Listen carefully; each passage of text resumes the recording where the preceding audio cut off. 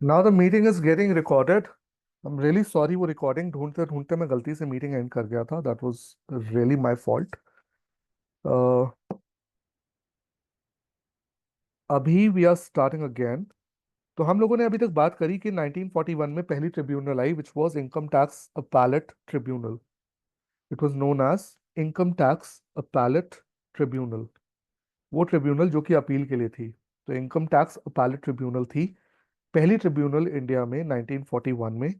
इसका ऑब्जेक्टिव क्या था? व्हाट डू यू थिंक कि ट्रिब्यूनल्स का ऑब्जेक्टिव होता क्या है? और इसका ऑब्जेक्टिव आपके हिसाब से क्या रहा होगा of the tribunal that we had? What do you think was the objective of this tribunal? Okay, very nice, perfect, good answers. Tanya, answer को डायरेक्ट मैसेज में लिखने की कोशिश करेंगे हम लोग, so that nobody else gets our answers. ठीक है, I got two answers, but यहाँ पर व्हाट डू यू थिंक? आप दोनों ने सही आंसर किया है, but there is something that we are missing on, something which is badly needed in our Indian judiciary system. Why do you think we had this first tribunal in 1941, which was our income tax tribunal, appellate tribunal? What do you think really, I mean, was the real reason behind it? Exactly, Amrit. Perfect. So it was to lessen the workload. जो workload बहुत ज़्यादा रहता है, to speed up justice. Very good, very good. To lessen the workload. So when I say workload, I'm talking about the workload on judiciary, जो आज भी बहुत ज़्यादा है। एंड वन मोर थिंग, अभी आप लोग मैं आप लोगों की क्लास सुन रहा था। ऑल्दो मुझे समहाउ मुझे लगता है कि मुझे दूसरे टीचर्स की क्लास में नहीं आना चाहिए, बट मैं पॉलिटिकल साइंस के आप लोगों की क्लास सुन रहा था। तो उसमें मैम बता रहे थे कि जो वो थे इंदिरा गांधी के टाइम पर, जब पहली बार ऐसा हुआ था कि सीनियरिटी के हिसाब से जज का प्रमोशन नहीं हुआ था। तो कौन से जज की बात हो रही थी जिनका प्रमोशन नहीं हुआ था during Indira Gandhi's this thing prime ministership? There was one जज ऑफ द सुप्रीम कोर्ट जिनका प्रमोशन ड्यू था बट नहीं हुआ था, उनकी जगह किसी और का प्रमोशन हुआ था। सो हु वाज दैट जज? उस क्लास में कौन कौन था? मेरे ख्याल से यूपीएससी वाले तो काफी स्टूडेंट्स थे उस क्लास में।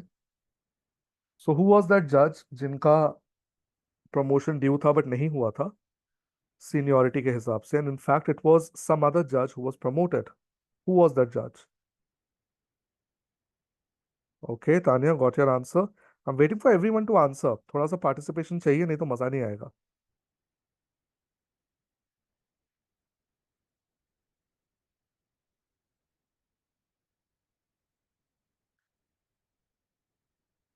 I am waiting for everyone's answer. दिमाग लगाओ, गूगल मत करो, सोचो, अगर शायद याद आ जाए तो।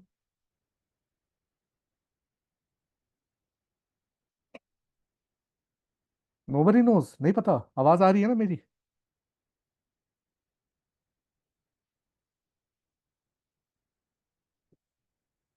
सर उनका लास्ट नेम खन्ना था मे बी। हाँ बिल्कुल ठीक है, बिल्कुल ठीक है। सो हम जस्टिस खन्ना की ही बात कर रहे हैं, we are talking about justice Khanna. And उसकी जगह पर जस्टिस बेग थे, उनको प्रमोशन मिल गया था। तो जस्टिस खन्ना, आपको पता है कि do you have any other information about justice Khanna? What do you know about justice Khanna? आज की जुडिशरी से क्या लिंक मिला आपको? Exactly, due to ADM Jabalpur case. बिल्कुल ठीक बात। इनफैक्ट ये मैंने अभी यूपीएससी वाले ग्रुप में डाला भी था कि एडीएम जबलपुर का जो केस था, वहां पर ही वाज द वन जिन्होंने ये कहा था that habeas corpus should remain there. But then we had other judges, especially Mr. Beg. He gave judgment against Indira government. बिल्कुल ठीक अमृत, बिल्कुल ठीक। Right Tanya, perfect. तो जो हमारे जस्टिस खन्ना थे, उन्होंने इंदिरा गांधी के खिलाफ अपना डिसीजन देते हुए जब कहा था, तो उनको प्रमोशन उनका ड्यू था, नहीं मिला था, जस्टिस बेग को मिल गया था। और जो हमारे जस्टिस खन्ना है, वो किसके अंकल हैं बताइए जरा। मैं उस टाइम वेट कर रहा था कोई ये बात छेड़े। तो मैं आप लोगों को एक चीज और बताऊंगा अभी इसमें कि कितना परिवारवाद है। नेपोटिज्म सबसे ज्यादा इस टाइम जुडिशरी में ही चल रहा है। किसके अंकल हैं? जस्टिस खन्ना। जो उस टाइम के जस्टिस खन्ना थे वो आज के हमारे जो सीजेआई हैं, बिल्कुल ठीक बात। जो अभी के सीजेआई हैं उनके अंकल हैं। बिल्कुल ठीक। तो उस टाइम पे हम लोग ये बात कर रहे थे कि उस टाइम पे जो मैं सुन रहा था आप लोगों की क्लास में वो ये था कि हम लोग कोशिश कर रहे हैं कि लेजिस्लेचर एग्जीक्यूटिव कहीं पर भी इन्फ्लुएंस ना कर पाए हमारी जुडिशरी को। लेकिन कॉलेजियम सिस्टम का अगर आप डिसएडवांटेज की बात करो, हम लोग कॉलेजियम की भी बात कर रहे थे उस टाइम पर, तो कॉलेजियम की अगर आप डिसएडवांटेज की बात करो वो ये है कि इसके अंदर जितना नेपोटिज्म आ गया है उतना कहीं पर भी नहीं है इस टाइम पर। आप जब भी डिस्ट्रिक्ट कोर्ट में जाएंगे या जब भी आप हाई कोर्ट में जाएंगे, सुप्रीम कोर्ट में जाएंगे, तो वहां पे जजेस आपको एक दूसरे से जुड़े हुए मिलेंगे ज्यादातर। और इसी वजह से कई बार डिस्ट्रिक्ट कोर्ट में जजेस काम भी नहीं कर रहे। मतलब देयर वाज अ जज, मेरे ख्याल से उनके बारे में मैंने बताया भी था, मैं खुद जब प्रैक्टिस कर रहा था तो वहां पर मैं I went to his court and he doesn't even speak. वो ऐसे बैठे रहते हैं जैसे पता नहीं उन्होंने कोई नशा कर रखा हो। He doesn't speak. और उनका जो साथ में जो रीडर होता है वो ही does everything. I mean bail भी कई बार वो खुद डिसाइड नहीं कर रहा, वो आदमी ऐसे लगता है सोया सोया। तो जब मैंने किसी से पूछा कि इतनी बुरी कंडीशन है, ये आदमी साल में बहुत मुश्किल से कभी कभार आता है ऑफिस में, तो क्या सीन है, तो उन्होंने कहा कि इनका जो आका है वो हाई कोर्ट में बैठा है। तो जितना ज्यादा इस टाइम परिवारवाद जुडिशरी में है ड्यू टू कॉलेजियम।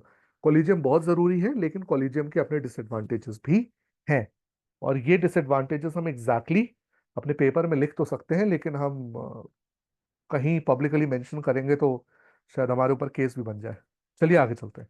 तो 1941 की हम लोगों ने बात करी। हमने कहा कि सबसे पहला अपैलेट ट्रिब्यूनल आया, इनकम टैक्स अपैलेट ट्रिब्यूनल 1941 में स्टैब्लिश हुआ।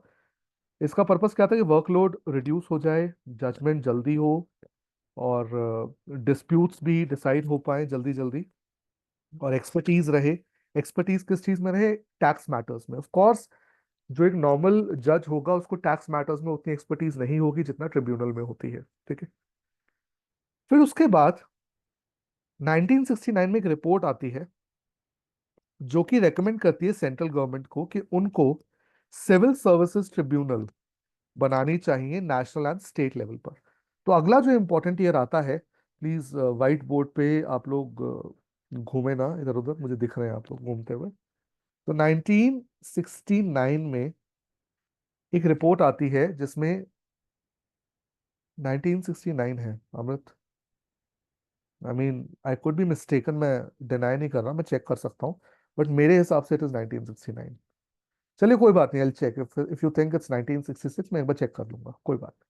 पर अभी के लिए हम लोग इसको 1969 ही मान के चल रहे हैं। तो 1969 में एक रिपोर्ट आती है जिसके अंदर रेकमेंड किया जाता है कि central government should set up civil services की सिविल सर्विसेज की ट्रिब्यूनल स्टैब्लिश होनी चाहिए। ठीक है। किस पर? नेशनल लेवल पर और स्टेट लेवल पर। अब ये जो ट्रिब्यूनल्स है, these tribunals would be the final appellate authority for adjudicating on matters related to dismissal, removal and reduction in rank of civil servant. तो यहाँ पे क्या कहा जाता है कि ये जो ट्रिब्यूनल्स होंगी ये फाइनल अपैलेट अथॉरिटी होंगी। किसके लिए? कि कोई भी मैटर अगर रिलेटेड है to dismissal, removal, reduction in rank, यानी कि आप सिविल सर्वेंट को निकालना चाहते हैं, रिड्यूस इन रैंक करना चाहते हैं, आप उसका डिमोशन करना चाहते हैं, you want to dismiss him, remove him, so the final authority would lie with these tribunals. This was a report and this was a recommendation made to the central government that they should establish these kind of civil services tribunals at national level and state level। अभी clear till है? यहाँ तक बात समझ आ गई? तो हमने 2 सालों की बात करी, 41 की और 69 की। ठीक है। जो कि अमृत कह रही है कि शायद 66 है, मैं चेक कर लूंगा, कोई इशू नहीं है। ठीक है। अगला आता है 1974। यहाँ पे आती है सिक्स लॉ कमीशन जो कि रेकमेंड करती है कि हम सेटअप करें सेपरेट हाई पावर ट्रिब्यूनल्स। जो सिक्स लॉ कमीशन थी 1974 में, उन्होंने कहा कि आप हाई पावर ट्रिब्यूनल सेटअप करिए। ठीक है। जो कि हाई कोर्ट के मैटर्स को डिसाइड करने में हेल्प करें। ठीक है। अब यहां पर क्या था, हाई कोर्ट में ना केसेस बहुत ज्यादा बढ़ते जा रहे थे। बहुत ज्यादा पेंडेंसी हो गई थी, बहुत ज्यादा एरियर्स क्रिएट होते जा रहे थे, तो वहां पर उसको रिड्यूस करने के लिए जो हाई कोर्ट में मैटर्स जाते हैं उनको एडजुडिकेट करने के लिए सिक्स लॉ कमीशन ने कहा कि आप यहाँ पर ट्रिब्यूनल्स बनाइए, हाई पावर ट्रिब्यूनल्स बनाइए। ठीक है। ये मैं आपको एवोल्यूशन बता रहा हूँ कि ट्रिब्यूनल्स का एवोल्यूशन हुआ कहाँ से, कौन कौन सी लॉ रिपोर्ट्स थी, कौन कौन सी रिपोर्ट्स थी, कहाँ कहाँ एस्टैब्लिश हुई, वो सब मैं आपको बता रहा हूँ। तो सिक्स लॉ कमीशन का ये रिकमेंडेशन था। फिर आता है 1976, जिसके अंदर स्वरण सिंह कमेटी ने कहा कि high courts were burdened with service cases by public servants. तो पब्लिक सर्वेंट के जो केसेस हैं वो हाई कोर्ट उससे बर्डनड है। ठीक है। तो स्वरण सिंह कमेटी आती है पिक्चर में 1976 में। ठीक है। 1976 में स्वर्ण सिंह कमेटी कहती है कि जो हाई कोर्ट्स है they burden with cases by public servants. तो उन्होंने क्या सजेशन दिया, उन्होंने कहा यहां पर बनाइए एडमिनिस्ट्रेटिव ट्रिब्यूनल्स। ठीक है। एडमिनिस्ट्रेटिव ट्रिब्यूनल्स क्या करेंगे कि जितनी भी सर्विस कंडीशंस को लेकर इश्यूज हैं उनको एडजुडिकेट करने के लिए, उनको डिसीजन देने के लिए, उनके फैसले सुनाने के लिए we would have administrative tribunals. ये हमें स्वर्ण सिंह कमेटी में कहा गया था 1976 में। ठीक है। उन्होंने ये भी कहा कि एक ऑल इंडिया अपैलेट ट्रिब्यूनल बनाइए for matters from labour court and industrial tribunals and tribunals for deciding matters related to various sectors.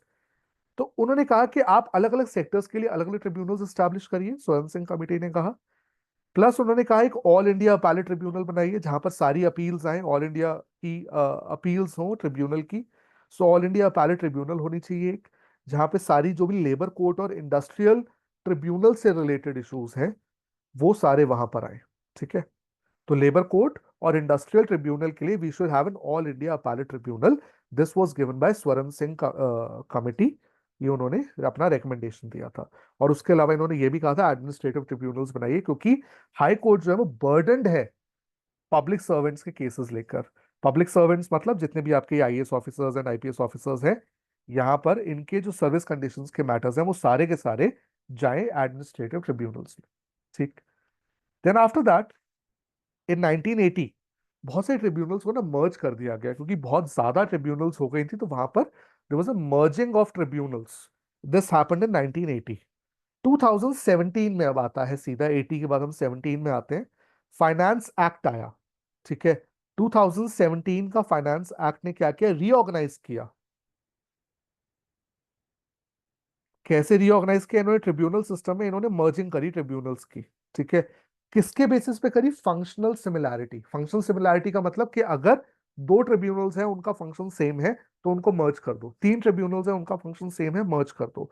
तो उन्होंने क्या किया, 2017 में फाइनेंस फाइनेंस एक्ट जो आया उसने मर्ज किया ट्रिब्यूनल्स को on functional similarity. Then comes 2021। In 2021 जो ट्रिब्यूनल्स रिफॉर्म बिल आया था, ठीक है, इसको नोट कर लेना, आई होप आप लोग साथ साथ नोट करते भी जा रहे हो। तो 2021 के अंदर ट्रिब्यूनल्स रिफॉर्म बिल आया। ठीक है। ये 2021 में इंट्रोड्यूस हुआ लोकसभा में। इन्होंने क्या किया, they abolished 9 tribunals and transfer their function to existing judicial bodies. इन्होंने क्या किया, ट्रिब्यूनल्स को, 9 ट्रिब्यूनल्स को हटाया, अबॉलिश किया, और उनके फंक्शन किसको दे दिए, जुडिशियल बॉडीज को दे दिए, मेनली हाई कोर्ट्स को दिए थे इन्होंने। ठीक है। यहां तक बात क्लियर हो गई, यहां तक कहानी समझ में आ गई। ये सारा एवोल्यूशन था। इसके कुछ इक्का दुक्का क्वेश्चंस बीच बीच में आ सकते हैं। ठीक है। मैं ये नहीं कह रहा कि ये बहुत क्रूशियल है, बहुत क्रूशियल में जब हम आते हैं तो we'll be talking about the articles of constitution which would help us. ठीक है। चलो, अब ट्रिब्यूनल क्या है, tribunal is a quasi judicial institution. Quasi judicial क्यों कहा गया, it is not exactly judicial. In fact tribunal के डिसीजन को कई बार कोर्ट्स मानने से मना भी कर देती हैं। और बहुत बार ऐसा सिर्फ हाई कोर्ट के अलावा और सभी जुडिशियल बॉडीज को मैटर्स ट्रांसफर किए गए। हाँ, जुडिशियल बॉडीज को किए गए, ज्यादातर हाई कोर्ट को किए गए, मैक्सिमम व including other tribunal, yes including other tribunals also, absolutely. Because 9 were abolished, पहले मर्जिंग हुई थी उसके बाद फिर ट्रांसफर किए गए। नहीं नहीं नहीं, not other tribunals, my bad. Other tribunals को नहीं किए गए, जुडिशियल बॉडीज को किए गए, ज्यादातर जुडिशियल बॉडीज को। मर्जिंग के टाइम पे हुआ था जब ट्रिब्यूनल से ट्रिब्यूनल्स में ट्रांसफर हुए थे, लेकिन अभी तो ज्यादातर जुडिशियल बॉडीज को किए गए, इसमें ज्यादातर हाई कोर्ट्स थी। मेक सेंस अमृत, अभी टुगेदर? ओके, अब these are quasi federal bodies, sorry, quasi judicial bodies. I mean they are not completely judicial, they're quasi हमें पता है कि जो हम किस चीज को पार्टली, जब हम अपने आप को quasi federal कहते हैं, so we say that we are not exactly federal, we are quasi federal. Similarly these are quasi judicial bodies. जज है, जज का मतलब there is a person who is heading the tribunal, decisions are being made, but again these are not exactly judicial bodies, so they are quasi judicial, right? इनका function क्या क्या है? ये एडजुडिकेटिंग डिस्प्यूट्स, यानी कि डिस्प्यूट्स पे decision देना, और determining the rights of contesting parties, जो कंटेस्टिंग पार्टीज हैं उनके राइट्स को डिटरमाइन करना। ये सारे, एक तो होता है कि हमें चीजें पता है, दूसरा ये है कि हमें उसके स्पेसिफिक वर्ड्स आते हैं। तो जब हम बात करते हैं कि ट्रिब्यूनल के फंक्शंस क्या हैं, तो ये लिस्टेड होने चाहिए हमारे दिमाग में। सिर्फ ये कह देना कि डिस्प्यूट्स को एडजुडिकेट करते हैं तो ये हमारा काम खत्म नहीं हो जाता। इसमें अलग अलग चीजें हैं। One is adjudicating disputes, done.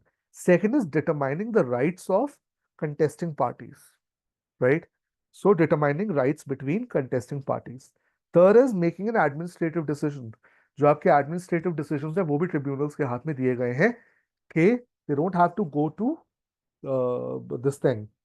It's not that the laws are to be made for everything. Sometimes administrative tribunals भी अपने decisions देकर they can set up something new. ठीक है, तो वो भी कहीं ना कहीं एक तरह से प्रेसिडेंट की तरह ही काम करते हैं। प्रेसिडेंट क्या होता है? जो हमारी पिछली जजमेंट्स होती है, जैसे जुडिशरी में जजमेंट्स हैं, वैसे ही अगर एक एडमिनिस्ट्रेटिव ट्रिब्यूनल भी कहीं ना कहीं जजमेंट देती है, तो वो उस टाइम पर they it it works as a, what do you say, it works as a path for those who are working in the administrative departments. ठीक है, तो वहां पर उनके लिए रास्ता बनाने के लिए जो एडमिनिस्ट्रेटिव ट्रिब्यूनल्स होते हैं, they also give their decisions to help them decide, right? Then reviewing an existing administrative decision, कोई ऐसा डिसीजन जो उन्हें लगता है कि रिव्यू करने की जरूरत है, वहां पर भी ट्रिब्यूनल्स अपना काम कर सकती हैं। ठीक है, अभी जो वर्ड है ट्रिब्यून्स, ये आया कहाँ से था? ये रोमन से, रोमन उससे आया, रोमन रिपब्लिक से आया है। This actually means magistrates of the classic Roman Republic. Magistrates of the classic Roman Republic. ठीक है, one second.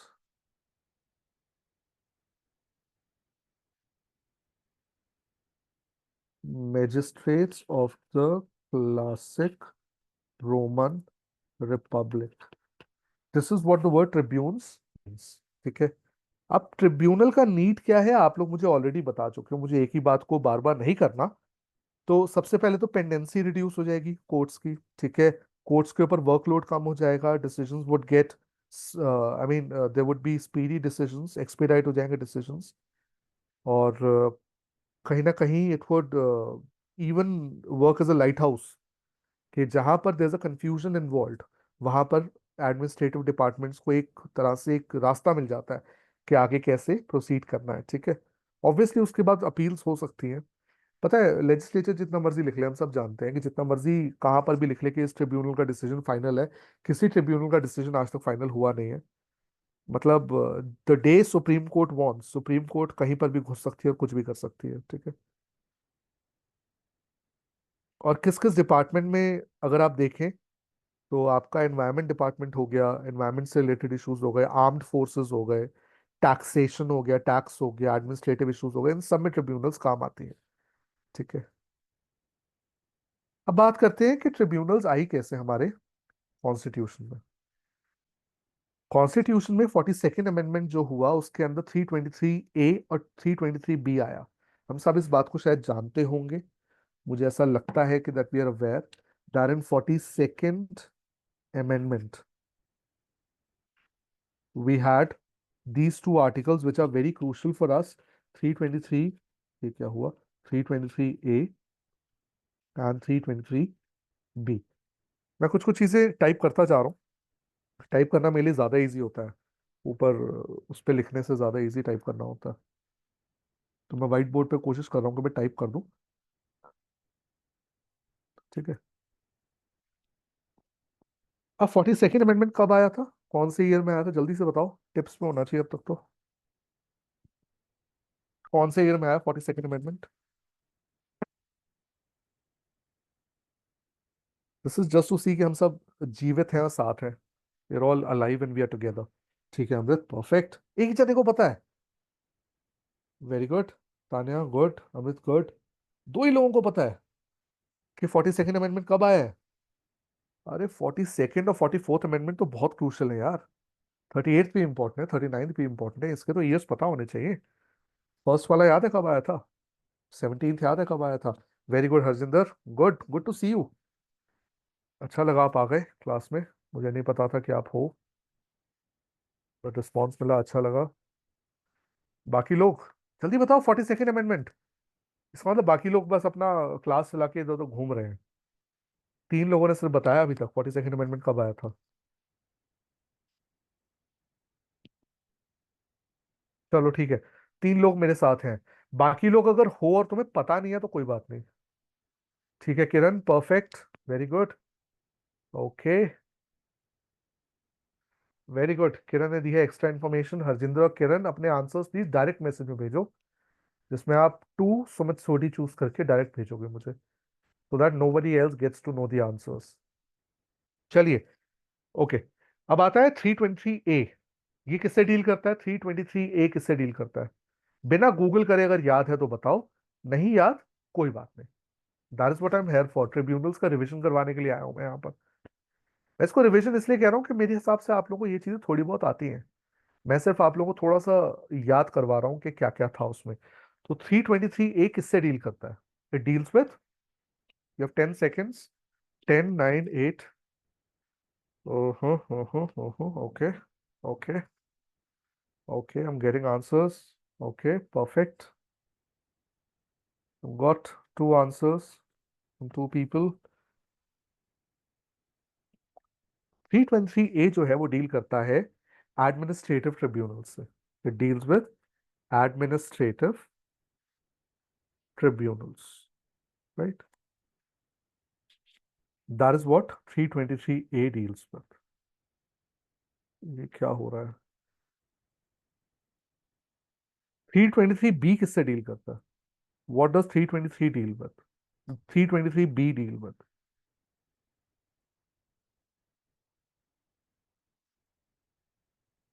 323 बी किससे डील करता है? एग्जैक्टली, exactly, बिल्कुल ठीक। तो डील्स विद अदर मैटर्स। तो उसके अलावा जो भी मैटर्स हैं, जब हम ए की बात करते हैं, when we talk about 323 A, we are talking about administrative tribunals.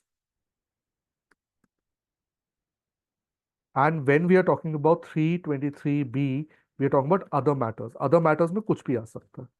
Other matters का तो डोमेन फिर बहुत बड़ा हो जाता है, ठीक है? तो अब अदर मैटर्स में क्या क्या आ सकता है, किसी को पता है? जिन लोगों को पता है बहुत अच्छी बात है, आप बता सकते हो मुझे डायरेक्ट मैसेज में। What do we have in other matter? 323 B में क्या क्या आ सकता है?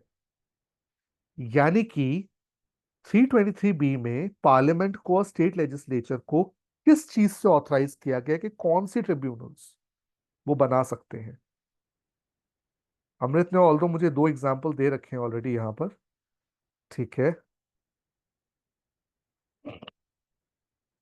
Okay, I am getting answers from Amrit and Tanya. बाकी लोग भी ट्राई कर सकते हैं कि अदर मैटर्स में, यानी कि 323 बी एक्चुअली क्या करता है? It empowers the parliament and state legislature. It empowers or it asks or it authorizes the parliament and the state legislature to do what? To provide for the establishment of tribunals for the adjudication of disputes relating to following matters। अब ये following matters यहाँ पे बहुत लंबी list मेरे पास आ गई है सारे स्टूडेंट्स की। मैं इसको पढ़ देता हूँ, थोड़ा सा अपनी तरफ से ऐड कर देता हूँ। आप लोग जो लिख रहे हो बिल्कुल ठीक लिख रहे हो। टैक्सेशन हो गया। तो जो पार्लियामेंट और स्टेट लेजिस्लेचर के पास पावर है 323 बी के अकॉर्डिंग एस्टैब्लिश करने की ट्रिब्यूनल्स, वो किन मैटर्स में है? पहला हो गया टैक्सेशन। आप लोग ना व्हाइट बोर्ड देखते रहना, मैं व्हाइट बोर्ड पे ही लिख रहा हूँ ज्यादातर, writing everything on the white board. Taxation हो गया।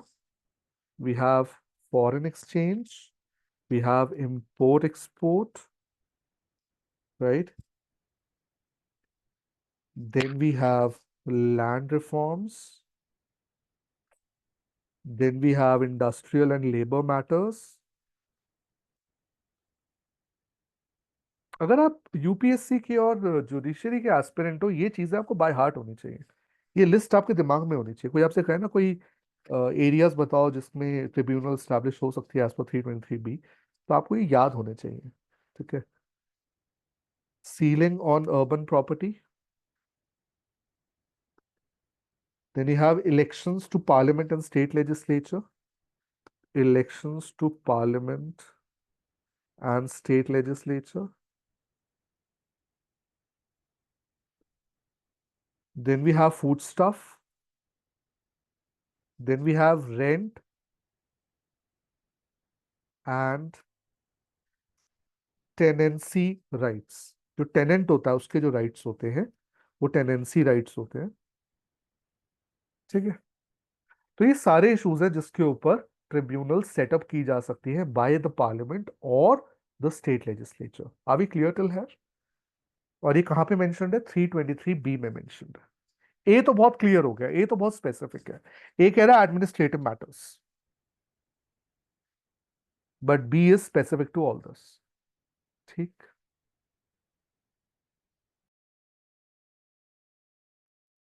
यहां तक कुछ ऐसा है जो आपको लग रहा हो कि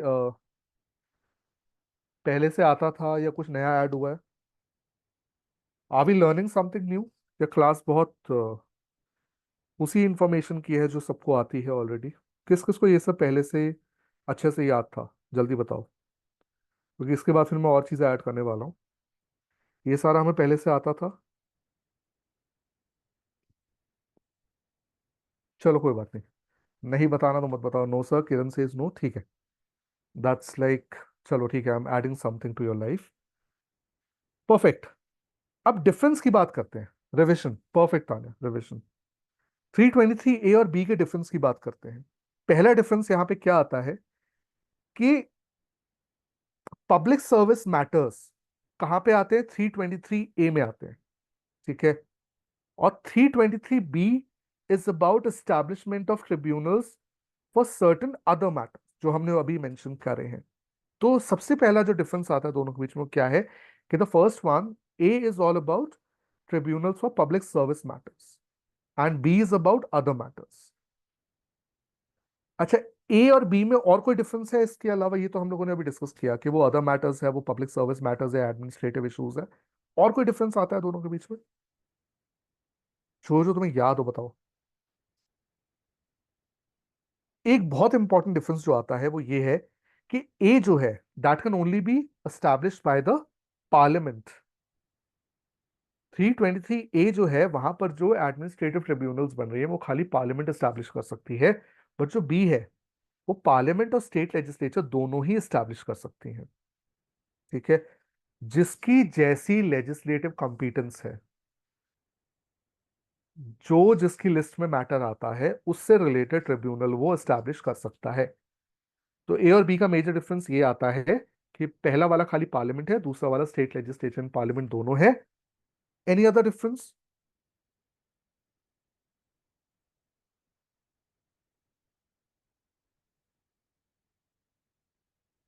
अब एक डिफरेंस इसमें और है which one should know, hierarchy. बिल्कुल ठीक बात, बिल्कुल ठीक बात अमृत। तो एक डिफरेंस ये आता है इसके अंदर, 323 ए जो है उसके अंदर there only one tribunal for the centre and one for each state. 323 A के अंदर क्या होता है कि एक सेंटर के लिए एडमिनिस्ट्रेटिव ट्रिब्यूनल एक सेंटर के लिए स्टैब्लिश हो सकती है और एक एक हर एक स्टेट के लिए हो सकती है। But in case of 323 B, hierarchy of tribunals हो सकती है।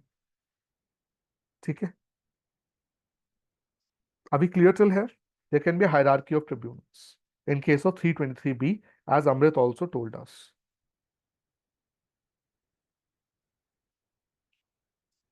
Okay. Now let us talk about some tribunals, some important tribunals that we have. One by one. अच्छा, कुछ tribunals name करो. Name a few tribunals. And anything that you know about them. Let me just see कि किस किस को क्या क्या पता है tribunals के बारे में. As in कौन कौन सी tribunals आपको पता है जो exist करती हैं? ठीक है अमृत।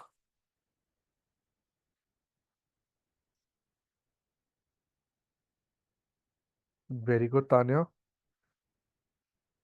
आंसर्स दोनों के सेम आ रहे हैं। ऐसा कर रहा है अमृत और तान्या एक साथ बैठ के पढ़ रहे हैं। Very good Tanya, that's like +1।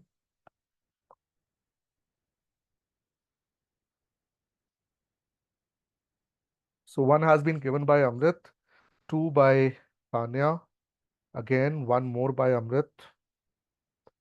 ठीक है, बाकी लोग पार्टिसिपेट नहीं कर रहे हैं, इसका मतलब बाकी लोगों को शायद आइडिया नहीं है, तो मैं बता देता हूँ। तो एक ट्रिब्यूनल आपकी एडमिनिस्ट्रेटिव ट्रिब्यूनल है, हम जानते हैं, जो कि सेटअप की गई है बाय द पार्लियामेंट 323A के अंदर अंडर। ठीक है, तो ये हमें we know about it, right. अब एडमिनिस्ट्रेटिव ट्रिब्यूनल्स में भी तीन तरह की ट्रिब्यूनल्स आती हैं। एक आती है central government central administrative tribunal, CAT. जो आपकी एडमिनिस्ट्रेटिव ट्रिब्यूनल है उसके अंदर एक आती है CAT. CAT is central administrative tribunal, central administrative tribunal, right. Then comes JAT. JAT stands for Joint Administrative Tribunal. Joint Administrative Tribunal. जब हम एडमिनिस्ट्रेटिव ट्रिब्यूनल के ऊपर कुछ भी लिखेंगे, let's say we have an answer in mains, तो वहां पर हमें इसको सीक्वेंस वाइज ऐसे ही लेकर जाना है। The first thing that we'll write is कि 1985 एडमिनिस्ट्रेटिव ट्रिब्यूनल्स एक्ट 1985 के under we have this administrative tribunal. और इसका ओरिजिन कहाँ से हुआ? 323A से हुआ। सबसे पहले हमें ये इंफॉर्मेशन लिखनी बहुत जरूरी है कि 323A से हमारी एडमिनिस्ट्रेटिव ट्रिब्यूनल्स एक्ट 1985 से एडमिनिस्ट्रेटिव ट्रिब्यूनल का जन्म हुआ। After that we'll be talking about that what does it do, right. So it revolves around persons appointed to the public service. जैसे अभी कोई बता भी रहा था कि जितने भी लोग अपॉइंट होते हैं पब्लिक सर्विस में, उनके जो इश्यूज होते हैं और whatever in connection with the affairs of the union and states and these people in the public service is taken care of by the administrative tribunal. Then after that we'll be talking about three types of tribunal under Administrative Tribunal Act. जो Administrative Tribunal Act है 1985 का, उसके अंदर तीन tribunals की हम लोग बात करते हैं। पहली हम कहते हैं CAT. CAT is central administrative tribunal. Then the central government may upon receipt of a request in this behalf from any state government establish an administrative tribunal for such state employees.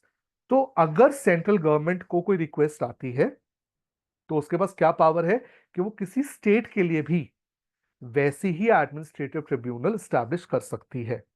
This is the second type. First is CAT, second is this one, and third is अगर दो या दो से ज्यादा state मिलकर एक joint tribunal बनाना चाहें, so that would be called JAT। मैं इसको जाट पढ़ रहा था पर ये जाट है नहीं, ये जैट है। सो जॉइंट एडमिनिस्ट्रेटिव ट्रिब्यूनल। यहां तक बात क्लियर हो गई। तीन टाइप्स की ट्रिब्यूनल जब हम मेंशन करेंगे अबाउट एडमिनिस्ट्रेटिव ट्रिब्यूनल एक्ट, तो उसमें हमें ये तीनों ट्रिब्यूनल्स को मेंशन करना है। एक हो गई कैट, दूसरी हो गई रिक्वेस्ट पर, सेंट्रल गवर्नमेंट को रिक्वेस्ट की जा रही है बाय स्टेट, तो वहां पर एक स्टेट की ट्रिब्यूनल बन गई। और तीसरी हो गई JAT which is joint administrative tribunal for 2 और मोर स्टेट्स। ठीक है, चलिए इतना हमारे लिए यहां तक समझना काफी है। फिर आगे चलते हैं। हमें पता है कि सेंट्रल एडमिनिस्ट्रेटिव ट्रिब्यूनल क्या करेगी? सर्विस मैटर्स से डील करेगी। ठीक है, pertaining to central government employees. अब जो कैट थी वो सेटअप ऑन 1 नवंबर 1985। जो कैट एस्टैब्लिश हुई थी वो 1 नवंबर 1985 में एस्टैब्लिश हुई थी। इसकी 17 रेगुलर ब्रांचेस हैं, 15 of which operate at the principal seats of high courts and the remaining two at Jaipur and Lucknow. तो कितनी टोटल ब्रांचेस हैं इसकी? There are 17 regular branches. जो कैट है उसकी 17 ब्रांचेस हैं, 15 इसमें से ऑपरेट करती हैं at the principal seats of high court. 15 इसमें से जो प्रिंसिपल सीट्स है हाई कोर्ट की वहीं पे ऑपरेट करती है। और दो किसमें है? जयपुर में और लखनऊ में। तो 17 टोटल रेगुलर ब्रांचेस हैं। ठीक है, these benches also hold circuit sittings at other seats of high court। तो ये कई बार ऐसा भी करती है कि इट इज नॉट दैट कि जितनी 15 हाई कोर्ट्स के साथ या हाई कोर्ट्स में ये एस्टैब्लिश्ड हैं। I be coming to it Amit, just give me 1 minute. तो ये जो 15 जगह पर 15 हाई कोर्ट्स में जो एस्टैब्लिश्ड है, जरूरी नहीं है वहीं पे फंक्शन करें। They can function at other places also, right. Principal seats उसको कहा गया because those established seats that they have, Amrit. Those establish seats, वो 15 इनकी एस्टैब्लिश सीट्स है, प्रिंसिपल सीट्स है जो इनकी फिक्स्ड हैं। बट जरूरी नहीं है कि उन्हीं प्रिंसिपल सीट्स पे ही एक्ट करें, they can move to other high courts as well, और they can move to other places as well. Am I clear Amrit? Perfect. So they can, these benches also hold circuit sittings at other seats of high courts, and the tribunal consists of a chairman। Tribunal में कौन कौन होगा? एक chairman होगा, एक vice chairman होगा, और members होंगे। ठीक है। Members are drawn both from judicial as well as administrative streams.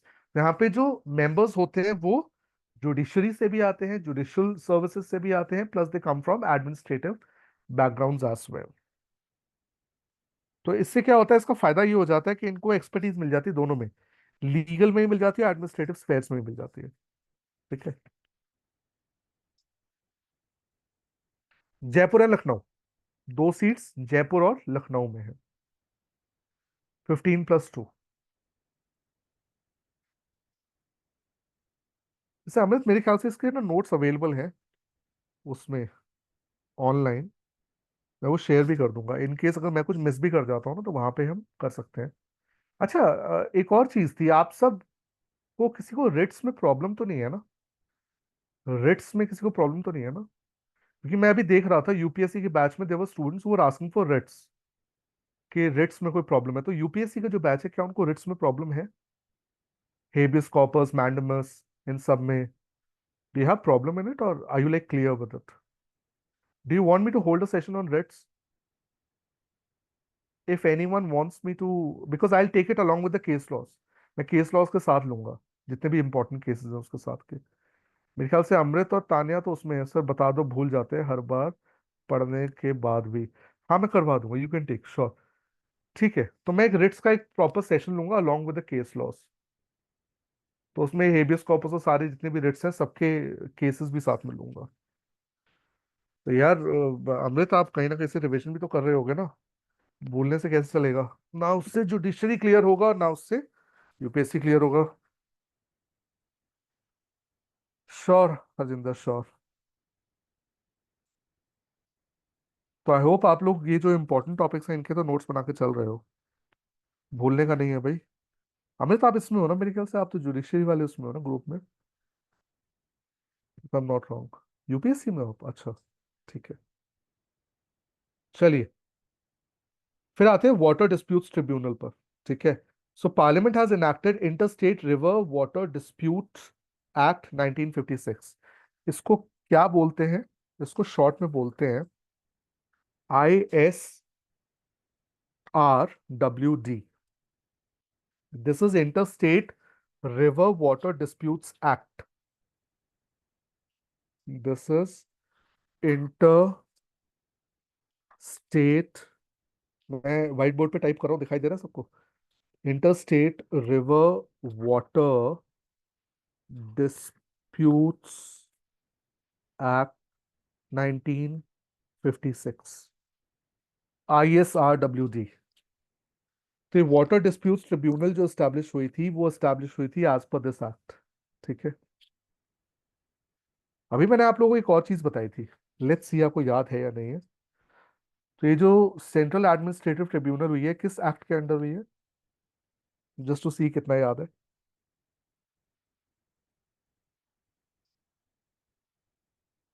Very good. Amrit is all set. Amrit is going to be next civil servant, I am sure. She knows it all very well. हाँ, it was established as per administrative tribunals act.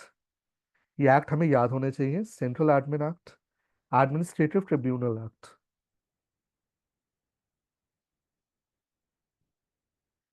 Administrative tribunal act 1985। हम्म। ठीक है। तो अभी हम बात कर रहे हैं ISRWD, which is inter state river water disputes act 1956। इसके अंदर आता है वाटर डिस्प्यूट्स ट्रिब्यूनल। तो ये हम समझते हैं कि इंटर स्टेट जो रिवर्स के इश्यूज होते हैं, रिवर वैलीज के होते हैं, उन सबके जितने भी इश्यूज होते हैं वो सब कौन रिजॉल्व करता है? Water disputes tribunal resolve resolve करती है।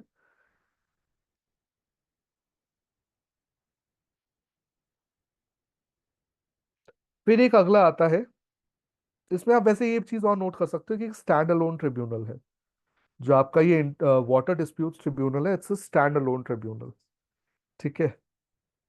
क्योंकि जो interstate river water disputes bill था 2019 में जो पास हुआ था by parliament, for amending the ISRWD act to constitute a stand alone tribunal to remove with the need to set up a separate tribunal to each water dispute, यानी कि हर एक water dispute को लेकर अलग अलग tribunal ना बने और हर एक वाटर डिस्प्यूट अलग अलग ट्रिब्यूनल में ना जाए, उसके लिए उन्होंने एक स्टैंड अलोन ट्रिब्यूनल बना दी थी। यानी कि एक अकेली ट्रिब्यूनल 2019 में ये बिल आया था जिसने ये अमेंडमेंट किया था इन ISRWD के। ये एक अकेली ट्रिब्यूनल होगी जो वाटर डिस्प्यूट ट्रिब्यूनल है, इसके अलावा और कोई ट्रिब्यूनल नहीं होगी वाटर डिस्प्यूट्स को लेकर। फिर आता है AFT। What is AFT? What is AFT? AFT stands for, Amrit बताएंगे, मुझे पता है अभी। हाँ, तान्या और अमृत दोनों ने बताया, वेरी गुड। बाकी और कोई जो बताना चाहे? It is armed forces tribunal. Armed forces tribunal. कौन से एक्ट के अंडर आया था ये आर्म्ड फोर्सेस ट्रिब्यूनल? जल्दी से एक्ट ही बता दो। 2007, बिल्कुल ठीक है। कौन सा एक्ट था? Armed forces tribunal act. Armed forces tribunal act 2007 का एक्ट था ये। ठीक है।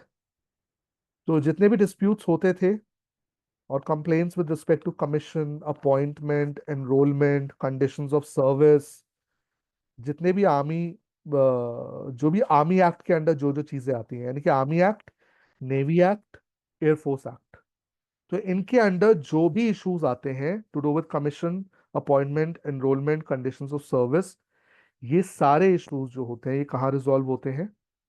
ये रिजॉल्व होते हैं हमारे AFT में, यानी कि जो आर्म फोर्सेस ट्रिब्यूनल है।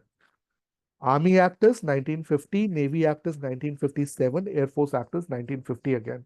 तो आर्मी और एयरफोर्स 1950 में है और नेवी एक्ट जो है वो 1957 में है। तो इसका प्रिंसिपल बेंच कहाँ पर है? जैसे अभी हम लोग प्रिंसिपल सीट्स की बात कर रहे थे, वैसे प्रिंसिपल बेंच इसका कहाँ पर है? Where is the principal bench? Very good Amrit. New Delhi. Very good.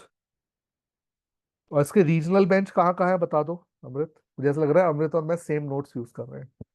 अमृत उसी सीक्वेंस में जा रही है जिस सीक्वेंस में मैं जा रहा हूँ। She is not missing even a single thing.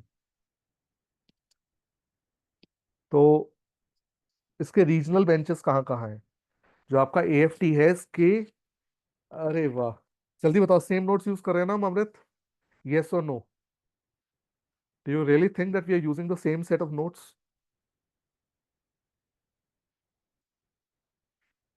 अच्छा, लक्ष्मीकांत के बनाए हैं। Very nice. मैं लक्ष्मीकांत के यूज नहीं कर रहा हूँ ऑनेस्टली, बट चलो अच्छी बात है। तो इसके जो रीजनल है वो है चंडीगढ़ में, लखनऊ में, कोलकाता में, गुवाहाटी में। Chandigarh, Lucknow, Kolkata, Guwahati, Chennai, Kochi, Mumbai and Jaipur.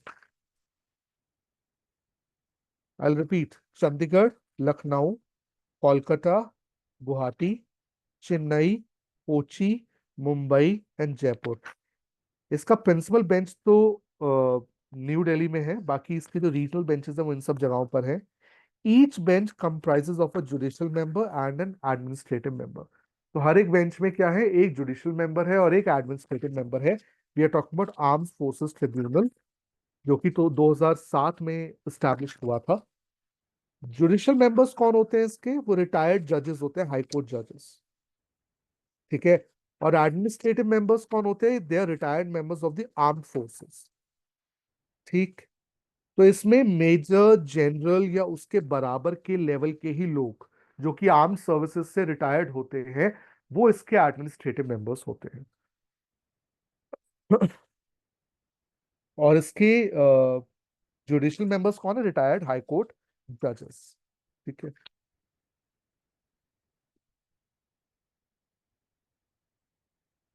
Then we are coming to NGT. NGT आप लोगों ने मुझे बताई थी। NGT is the national green tribunal. मैं इसको टाइप कर रहा हूँ। NGT, which is national green tribunal. ये कौन से एक्ट के अंडर? अरे वाह, तानिया ने पहले आंसर दे दिया।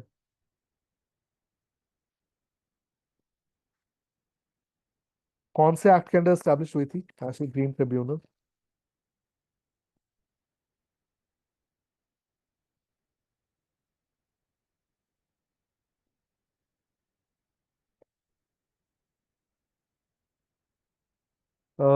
अमृत, इसमें थोड़ा सा वो है, थोड़ा सा, थोड़ा अलग आंसर है।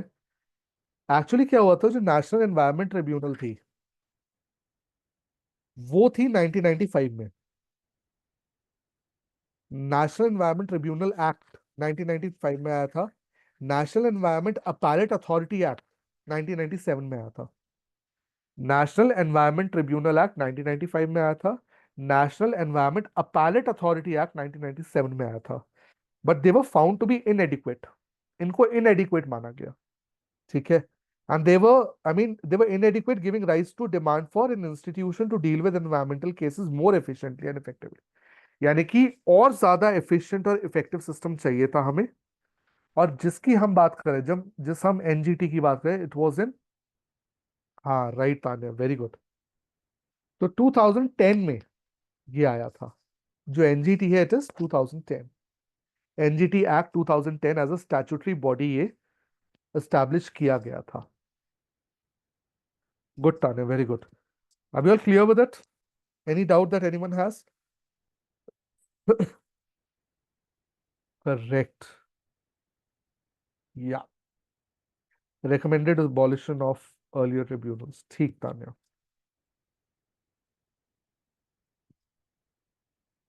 छोटा सा एरर है, 187 नहीं 186 रिपोर्ट है ये। बाकी सब ठीक है। ठीक। बाकी जो आप कह रहे हो बिल्कुल सही है। It's 186 report. So Law Commission in its 186th report suggested multifaceted courts with judicial and technical inputs referring to the practice of environmental courts in Australia and New Zealand। तो 186 रिपोर्ट में आया था ये, उन्होंने कहा था कि ऐसी courts with judicial and technical inputs establish होनी चाहिए, जैसे कि ऑस्ट्रेलिया में और न्यूजीलैंड में चल रही हैं। तो यहाँ पर आता है हमारा एनजीटी 2010। ठीक है। It was set up for effective and quick disposal of cases relating to environmental protection and conservation of forest and other natural resources। तो जो environmental protection की जरूरत थी, प्लस जो कंजर्वेशन ऑफ फॉरेस्ट की जरूरत थी या नेचुरल रिसोर्सेज की जरूरत थी, उसके लिए एनजीटी एक्ट आया था 2010। और आज भी अगर आप देखोगे ना, तो किसी भी एक पेड़ को काटना आसान बात नहीं है। आप गलती से एक पेड़ को काटने की कोशिश करिए, फिर देखिए कि क्या कॉन्सिक्वेंसेस आते हैं। इनफैक्ट हमारे यहाँ पर we have a house somewhere, उसके पास एक और घर है। उस बंदे ने एनक्रोच कर रखा है पब्लिक प्रॉपर्टी को, लेकिन पब्लिक प्रॉपर्टी पे जहां पे उसने एनक्रोचमेंट करी है, वहां पर इतना बड़ा पेड़ लगा हुआ है जो बहुत पुराना है। तो उसने उसके आसपास गार्डन बना दिया है। तो उस पेड़ की वजह से वो पूरा गार्डन बच गया। नगर निगम आया लेकिन उस पेड़ को हाथ नहीं लगा। तो अब आप हमारे देश में लॉज देखिए कि पेड़ काटना आसान बात नहीं है। ऑल दो प्रॉब्लम्स होती हैं, लेकिन अर्बन सेटिंग में, अर्बन सेटिंग का मतलब जहां पर हम शहरों की बात कर रहे हैं, जहां पे नगर निगम है, वहां पर अगर आप पेड़ को हाथ भी लगा दें और कोई आपकी फोटो खींच ले या उसके ऊपर कोई कार्रवाई कर दे, तो सर बहुत मुश्किल हो जाता है। और नगर निगम खुद तो हाथ लगाता ही नहीं है पेड़ों को। ठीक है। और यहाँ पर ये जो ट्रिब्यूनल है ना, जो हम एनजीटी की बात करें, यहाँ पर विद इन 6 मंथ्स फैसला होना चाहिए। ठीक है। डिस्पोजल ऑफ एप्लीकेशन जो है विद इन 6 मंथ्स हो जाना चाहिए। फिर आती है आपकी income tax appellate tribunal. Income tax appellate tribunal was what? It was established under what? अगर 6 मंथ्स में ना हो तो वो होगा फिर, एक्शन वुड बी टेकन। जैसे अगर हम एक टारगेट देते हैं कोर्ट को कि इतने टाइम में इसका डिस्पोजल होना है, तो वो होता ही है। ऐसा नहीं हो सकता कि ना हो। एक्शन लिया जाएगा फिर उसके खिलाफ ना। The authority and the people who are heading the team and the members there would be taken to task. Tribunal को तो वैसे भी government can directly this thing no, it can directly intervene into tribunals. ठीक है। बाकी the same complaint can be taken to the high court also. अगर वहां पे कोई इशू आता है तो obviously you can move to the high court. तो अगर आपको लग रहा है 6 महीने में फैसला नहीं हुआ, डाल दो हाई कोर्ट में, खत्म बात। फिर देखो कैसे फैसला होता है। ठीक है। तो इनकम टैक्स एक्ट आता है 1961 का। तो उसके अंडर, उसके सेक्शन 252 के अंडर, उसका है section 252 of income tax act 1961। तो section 252 of income tax act 1961 क्या कहता है? It provides that the central government shell constitute, यहाँ पे वर्ड आया शैल। शैल का मतलब करना ही पड़ेगा। Shall constitute an appellate tribunal, appellate tribunal consisting of many judicial members and accountant members as it thinks fit to exercise the power and functions conferred on tribunal by the act। तो 252 of income tax act जो है 1961, वो कहता है कि एक appellate tribunal होनी चाहिए और सरकार को एक अपैलेट ट्रिब्यूनल बनानी चाहिए with judicial members and accountant members. तो ये कुछ इंपॉर्टेंट हमारी ट्रिब्यूनल्स थी। ठीक है।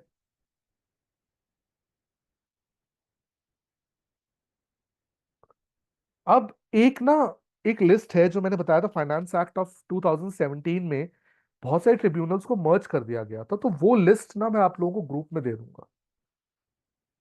उसको पढ़ के बताने का पॉइंट नहीं है ना कि इसको इसके साथ मर्ज कर दिया, इसको इसके साथ मर्ज कर दिया। उसकी लिस्ट मैं आप लोगों को दे दूंगा, देख लेना। ठीक है। यहाँ तो कोई डाउट है किसी को?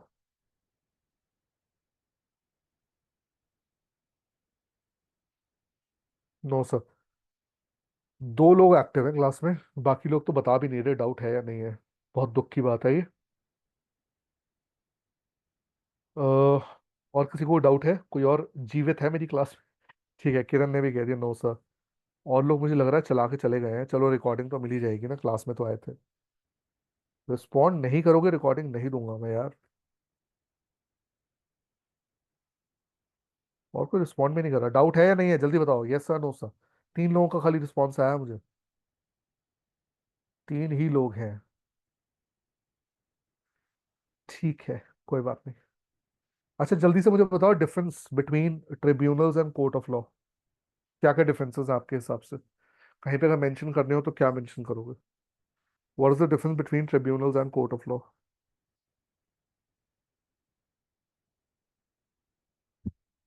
जल्दी से कुछ कुछ पॉइंट्स दे दो मुझे, सो दैट हमें पता लग जाए कि हमें आता है।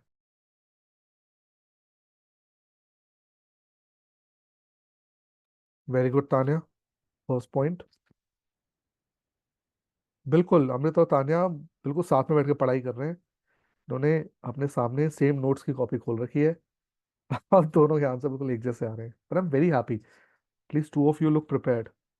Tribunals, okay, very good. Tanya, मैं वेट कर रहा हूँ कि क्या अमृत का भी यही आंसर आएगा, दूसरा पॉइंट।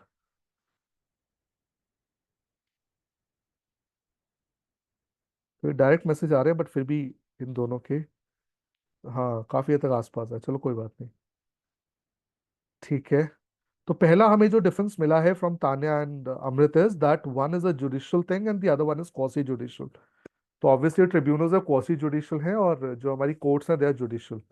सेकंड जो मुझे तान्या ने दिया वो दिया स्पेसिफिक मैटर्स। तान्या कह रही है खाली स्पेसिफिक मैटर्स होते हैं जो कि ट्रिब्यूनल्स में ले जाए जाते हैं, जुडिशरी में तो कुछ भी ले जाया जा सकता है। और तीसरा डिफरेंस मुझे अमृत ने दिया एक्सपर्टीज के, जो ये है ट्रिब्यूनल्स है इनके पास एक्सपर्टीज है। ठीक है। हाँ बिल्कुल, एक्सपर्ट मेंबर्स, परफेक्ट, वो सेम हो गया। हाँ बिल्कुल ठीक अमृत।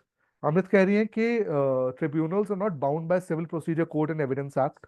बिल्कुल ठीक बात है, they are not bound by it. इसलिए कई बार इनके जो डिसीजंस होते हैं उनको आर्बिट्ररी भी कहा जाता है।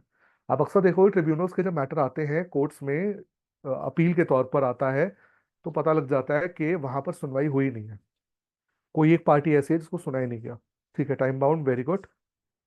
टाइम बाउंड है, एक जगह पे डिसीजन टाइम बाउंड है, दूसरी जगह पे डिसीजन टाइम बाउंड नहीं है।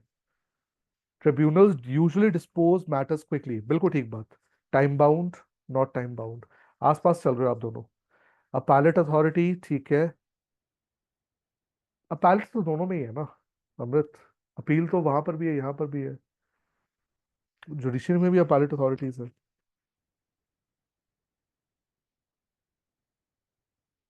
हर हायर अथॉरिटी अपैलेट अथॉरिटी हो जाती है। हाँ, ठीक है, कंफर्म हो गया। Very good.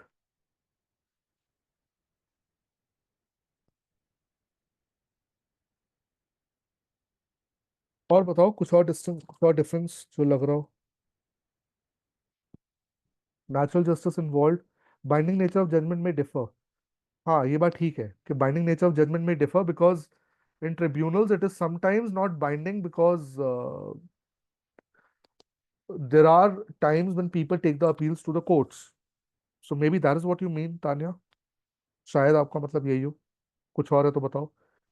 यस, हाँ। नेचुरल जस्टिस इन्वॉल्व, ठीक है। नेचुरल जस्टिस वैसे आइडियली देखा जाए तो ट्रिब्यूनल्स में भी नेचुरल नहीं होता, ट्रिब्यूनल से बहुत बार नहीं होता natural justice, because audi alteram partem कई बार फॉलो नहीं होता। ऑडियो अल्ट्रम पार्टम का मतलब that both the party should be listen to. ये मैंने खुद देखा है इन दिस थिंग कि सुनवाई का टाइम नहीं मिला, या प्रॉपर एविडेंस चेक नहीं हुआ, या रिप्रेजेंटेशन नहीं हुई ढंग से जैसे होनी चाहिए, और इसी बेसिस पे अपील जाती है कोर्ट के अंदर। तो हाँ, नेचुरल जस्टिस कई बार इन्वॉल्व नहीं होता। और दूसरी बात, एक और बात इसमें नेचुरल जस्टिस के अंदर दूसरा पॉइंट क्या है कि you should not be a जज इन योर ओन मैटर। लेकिन यहाँ पर क्या होता है एडमिनिस्ट्रेटिव में, अगर एक पार्टी जो है वो खुद एडमिनिस्ट्रेटिव ऑफिस है, तो वहां पर बायस आपको दिखेगा। बायस है ट्रिब्यूनल्स में, because they would not be bias towards the employee but the office. तो उस केस में हाँ, नेचुरल जस्टिस फॉलो नहीं होती। मैं बस इलाबोरेट कर रहा हूँ। और